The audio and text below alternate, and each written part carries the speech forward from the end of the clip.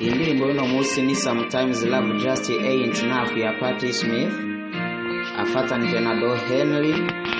Umusiguzi nk'uko bisanzwe ni Bavar. Ntiwibagire gukora subscribe kuri YouTube channel Bavar Translator. Ntiwibagire gukora like, share and comment. Uyu mwanya sinshaka gutakaza, ariko sinshaka no kugira igikoresho, gusa ndashaka umuntu amba mu ruhande, kandi nta nubwo nshaka kukwanga, nta nubwo nshaka kugufata, ariko sinshaka kuba wa wundi yamarira, kandi ibyo ntacyo bitwaye. Umuntu wari wese ku yindi nshuro akujya kumusazi, nanjye nkomeza gutakaza ikibanza cyanjye, nkaguma ndakubona ugenda utambuka kuri rwaro. Hari ikibazo gikomeye mu gukunda umuntu cyane, gusa biteye agahinda igihe uzi neza yuko udashaka kwizera umutima wawe. Hari impamvu abantu batagumaho bari, bebe, rimwe na rimwe urukundo ntirugira ibikwiriye. Baby, sometimes love just ain't enough.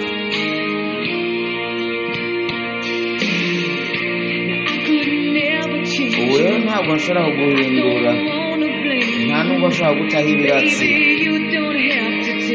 nawe sherire ntabwo bisabwa yuko urinda kugwa, kandi birashoboka nkaba narakubabaje, ariko ntabwo naguhevye. Gusa ndashaka ko byose ndabigira, biratuma numva umenga hari inkuba iriko iraturagara, biratuma numva umenga imvura iriko iragwa, nakujya k'umusazi atigera amenya ukuri. Nanjye nkomeza gutekereza ko hari ikintu kizohinduka. Ati burya hari ikibazo gikomeye mu gukunda umuntu cyane, ati kandi burya biteye agahinda iyo uzi neza yuko abantu badashaka kwizera umutima wawe. Hari impamvu abantu rero bataguma aho basanzwe bari. Baby, burya rimwe na rimwe urukundo ntirugira ibikwiye, kandi nta nzira n'imwe iganisha muhira. Igihe hari mw'ijoro kandi ukaba uri wenyene, hari ibintu uba warashatse kuvuga, hanyuma ukaba wumva umenga ni iruhande yawe mu gitanda, nta ruhande yawe hamwe nakunda kuryama. Indirimbo ni Sometimes Love Just Ain't Enough.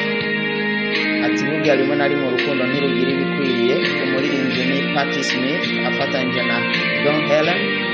Valentine nawe nk'umusiguzi arahakubereye. Ntiwibagire gukora subscribe.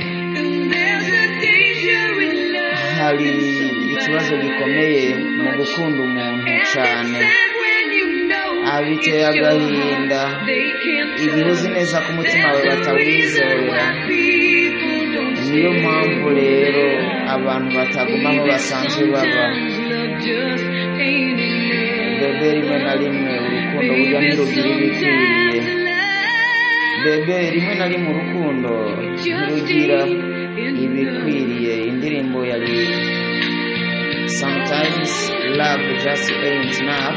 Umuririmbyi ni Patti Smith afatanyije na Don Helen. Umusiguzi ni Bavar. Ntiwibagire gukora subscribe kuri YouTube channel Bavar Translate. Indirimbo y'uno munsi ni Sometimes Love Just